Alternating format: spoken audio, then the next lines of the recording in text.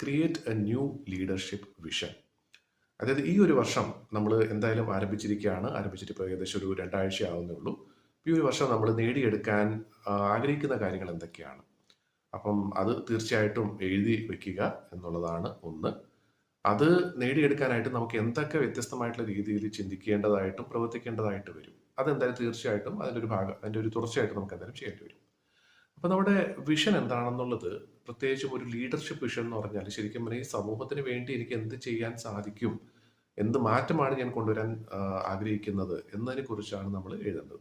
ഒരുപാട് കാര്യങ്ങളിലേക്ക് പോലും ഒരു 4 5 കാര്യങ്ങൾ തീർച്ചയായിട്ടും ഏതൊരു വ്യക്തിക്കും എഴുതിയെടുക്കാവുന്നതാണ്.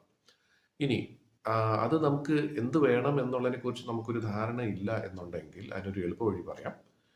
നമ്മൾ ഇന്നേ വരെ ജീവിച്ചിട്ടുള്ള ജീവിതത്തിൽ നമ്മൾ തീർച്ചയായിട്ടും എന്തെങ്കിലും വ്യത്യസ്തമായിട്ടുള്ള കാര്യങ്ങൾ ചെയ്ത് എന്തെങ്കിലുമൊക്കെ നമ്മൾ നേടിയിട്ടുണ്ടാകും. നമ്മൾ സ്ഥിരമായിട്ട് ചെയ്യുന്ന ഒരേ കാര്യം തന്നെ ചെയ്തല്ല നമ്മൾ എന്തെങ്കിലുമൊക്കെ നേടിയിട്ടുള്ളത്, അല്ലെ? ജീവിതത്തിൽ നമ്മൾ നേടിയിട്ടുള്ള എന്തെങ്കിലും കാര്യങ്ങളാണ്. ഒന്നിനും നമ്മൾ എന്തെങ്കിലും ഒരു കോഴ്സ് പാസ്സായിട്ടുണ്ടാകാം.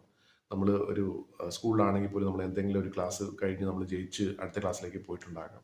അങ്ങനെ ഒരു 4 5 കാര്യങ്ങൾ നമ്മൾ ജീവിതത്തിൽ ഇതേവരെ നേടിയിട്ടുള്ള ഒരു 4 5 കാര്യങ്ങൾ എഴുതുക.